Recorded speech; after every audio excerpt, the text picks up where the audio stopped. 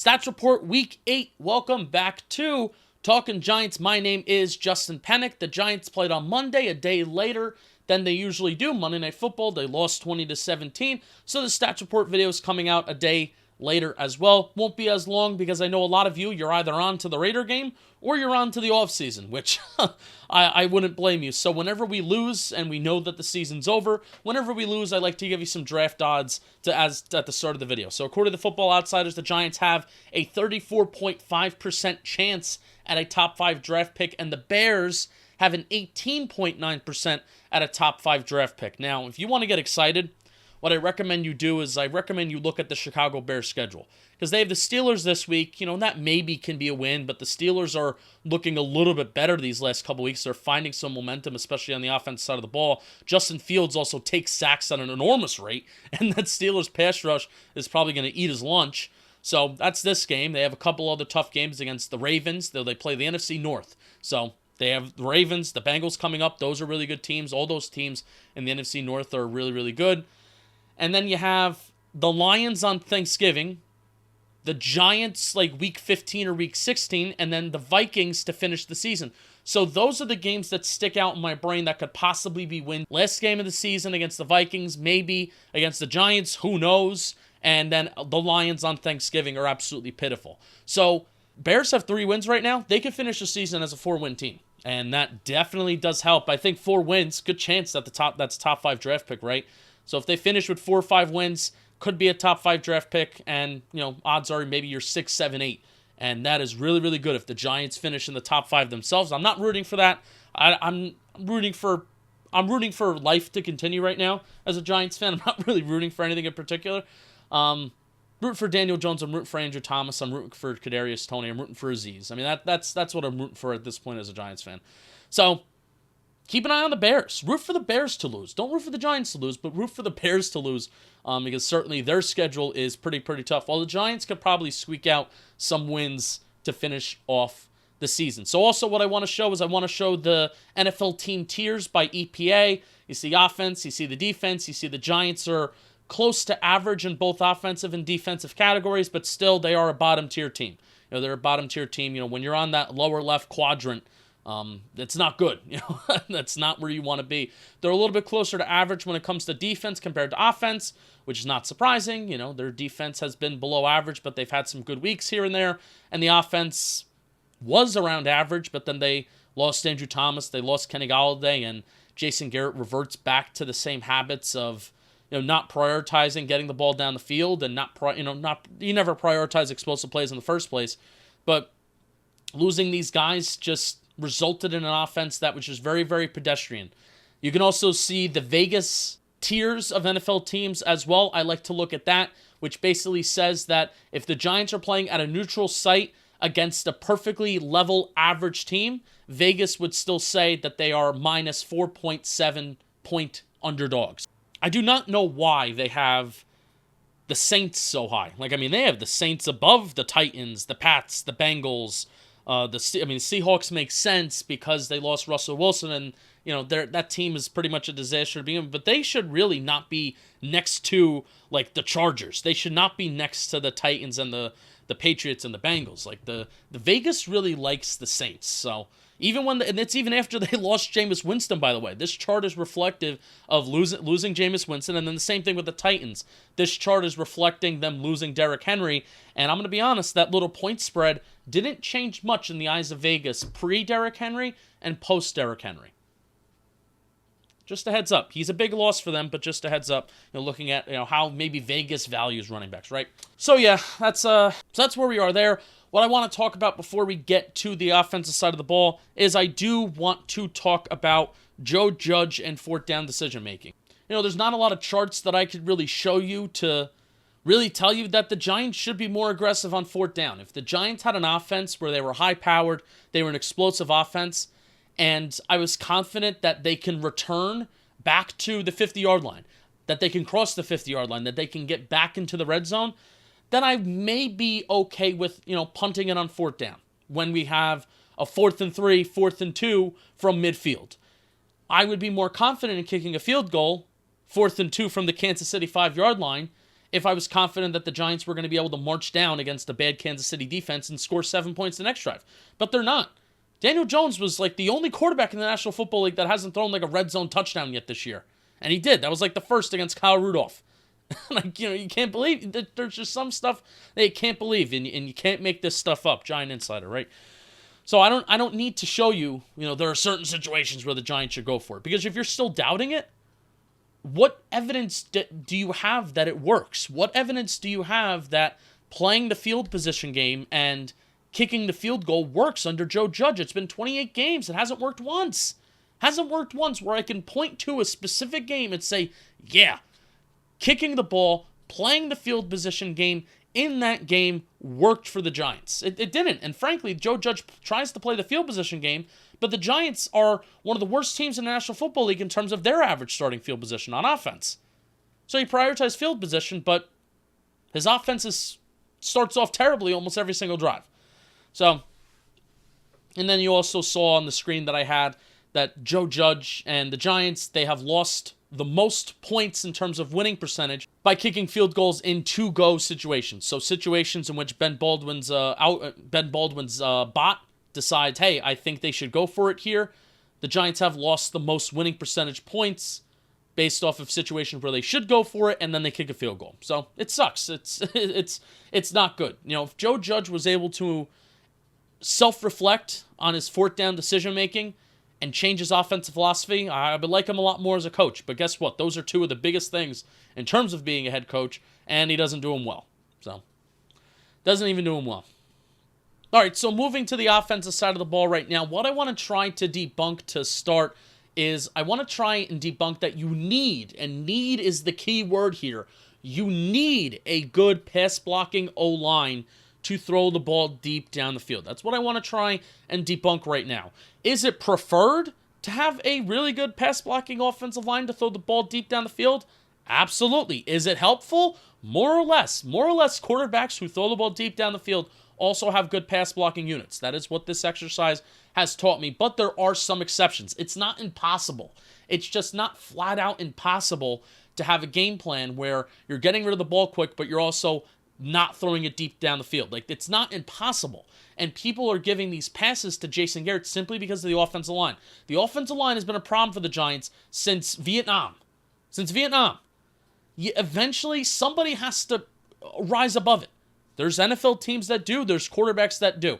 Not saying it's on Daniel Jones, because there's certainly more evidence than not that it is Jason Garrett holding back this offense from being an explosive play offense. I think Daniel Jones really wants to push the ball down the field, but I think it's the play caller that's preventing that from happening. So here are the QBs with 30 deep shots or more so far this year. Derek Carr, Josh Allen, Carson Wentz, Mac Jones, Joe Burrow, Ben Roethlisberger. There are 1, 2, 3, 4, 5, 6, 7, 8, 9, 10, 11, 12, 13, 14, 15 quarterbacks who have taken more than 30 deep shots this year, and 6 of them have below average pass blocking, pass protection units. And the way that we are able to tell by that is the graphic that you see on the screen right now, the chart that you see on the screen right now. It's PFF pass blocking grade and then ESPN pass block win rate that is measuring and that is evaluating what are the teams that have the best pass blocking units. I am not a fan of either of these metrics, the pass blocking grade and ESPN win rate, especially ESPN win rate. I'm not a fan of, but we have basically nothing else for offensive line play. Where offensive line play, I think, is very eye test driven. Pressure rates are largely controlled by quarterbacks as well. So the evolution of offensive line metrics is still something that they're working on. So I'm just using this as a base. I'm using this just as a referendum of which teams are good pass blocking wise, which teams are bad pass blocking wise. And you see that especially Derek Carr, who is number 1 in the National Football League in deep shots, has a below average pass protection unit. So that was 6 out of 15. 6 out of those 15 guys that have taken more than 30 deep shots of 20 plus yards this year, they have below average pass blocking units. So it's not a majority, but it's not impossible. Here are the QBs with an average intended air yards per passing attempt of greater than 8.5 yards with bad pass blocking units. So Russell Wilson, Josh Allen, Justin Fields, Derek Carr is also in there as well. So that is 4 quarterbacks that I just listed out of 10.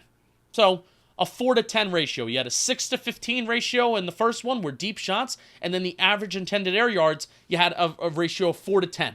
4 out of those 10 quarterbacks, they can be considered to have bad pass blocking units. It's not impossible. It is not impossible. And what I'm not asking for Daniel Jones to just be sitting back there in the pocket taking 20-plus yard shots all the time.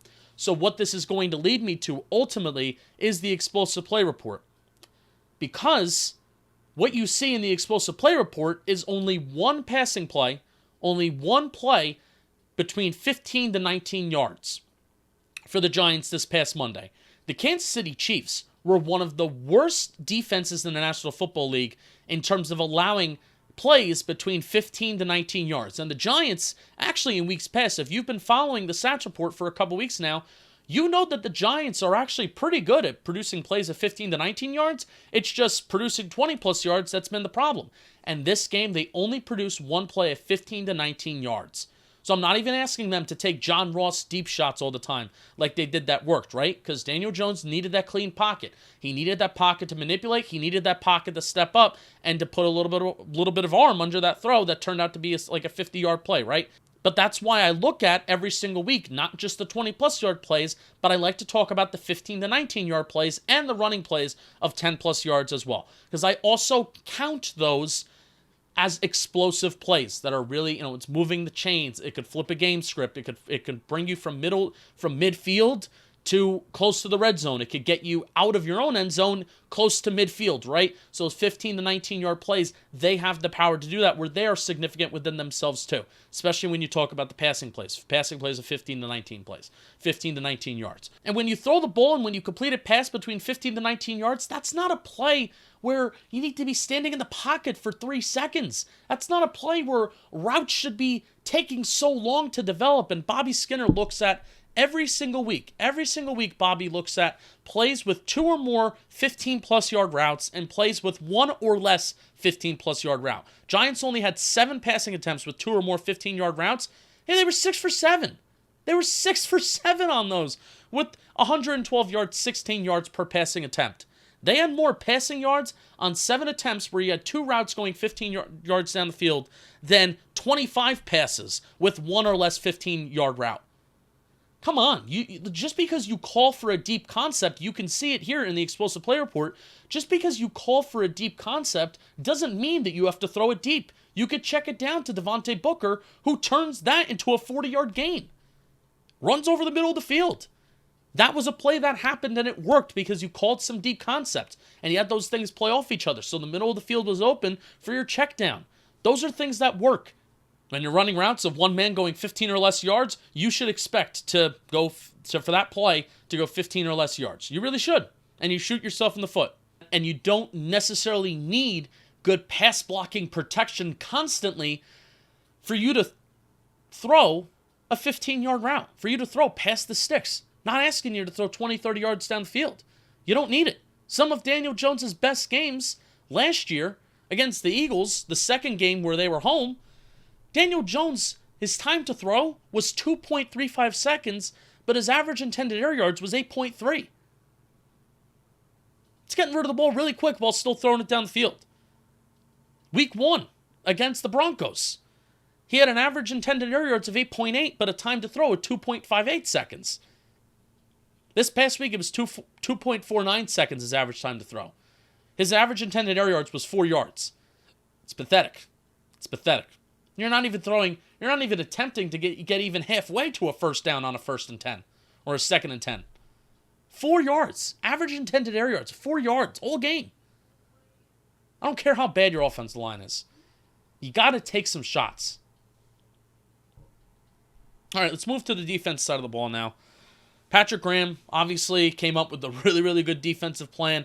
Picasso Graham showed up once again. The graphic that I'm going to start off with right now is kind of comparing this game against the Chiefs to the Seattle Seahawks game. And frankly, what was similar, you can see the next-gen spray charts, they look a little bit different where Wilson was really throwing to the left sideline a lot. I think he was throwing to, that was Metcalf, right? Metcalf was on the left sideline, made a couple plays over Bradbury, but nothing really big, nothing really that explosive, right? Russell Wilson, you can see where it's similar between him and Patrick Mahomes is Patrick Mahomes threw like 15 passing attempts behind the line of scrimmage, and you can see between that 0 to 5 yard range, Russell Wilson also threw most of his passing attempts too. So Wilson last year was not throwing behind the line of scrimmage, but he certainly was throwing it between that 0 to 5 yard range. So that's where those two guys, that's where they had in common. But also what you can see that is most important from this graph is that the Giants against the Chiefs allowed 1.5 yards inside their own 20-yard line when the Chiefs ran 19 offensive plays. And then against the Seahawks last year, they only allowed the Seahawks to run 3 plays inside the red zone, and they didn't even get a single yard. They didn't even get a single yard out of it. So that's where this Giants defense is at its best. When you look at the field zone and you divide it down by here's how the Giants perform when they're inside, the Kansas City Chiefs 1 to 20 yard line. Here's how they perform from the 41 yard line to the 41 yard line. Here's how they perform to the 40 to 20. Here's how they perform inside the red zone. So when you split it up by that field zone, where this Giants and this Patrick Graham defense is at its best is when they clamp down by midfield, when they clamp down in the red zone. And they did exactly that against the Chiefs. They especially clamped down in the red zone, 19 plays, averaging 1.5 yards per play. And then against the Seahawks last year, obviously only allowing them to run 3 plays inside the red zone, but clamping down at midfield. That is where those games are most similar. Because sure, Russell Wilson had a lot of passing attempts. Patrick Mahomes had a lot of passing attempts. So you allow a lot of completions, but you're not allowing them to go far. You're coming up, you're making plays, you're limiting yards after the catch. I mean, how many checkdowns did we see Patrick Mahomes throw to running backs in the backfield? And, they would get yards after the catch, but you're limiting the deep play, which I do not mind that every single time. Eventually, you can't check the ball down when you're at the 10-yard line, right? If you check the ball down at the 10-yard line to your running back, those guys are going to come up and make the play a lot easier compared to when you're at the midfield because the field shrinks when you're inside the red zone. So that's where this Giants defense is inevitably at its best. And Patrick Graham, at the start of the season, he wanted to run a lot more of a blitz-heavy defense, but I think no matter what, if this Giants defense was performing well or if it wasn't performing well, I think no matter what, this would have been a game where you back up and you do not blitz Patrick Mahomes. Patrick Mahomes, if you blitz him, you're going to play man coverage on the back end. You're going to play some sort of loose zone coverage, and they're going to pick you apart that way. Versus if you play back, you have to force Patrick Mahomes to make decisions that he doesn't want to make by checking it down, by throwing the check down route. He constantly wants to push the ball down the field. Not a single completion of over 20 air yards for Patrick Mahomes. Like I said, 15 of his 48 pass completions came behind the line of scrimmage. A completion rate is 60.4, but a CPOE, completion percentage over expected, of minus 7.3.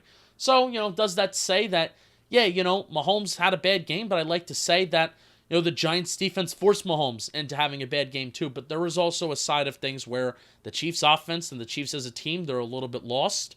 But I am never going to excuse and I'm never going to downplay if the Giants play a quarterback like Mahomes and only allow 20 points.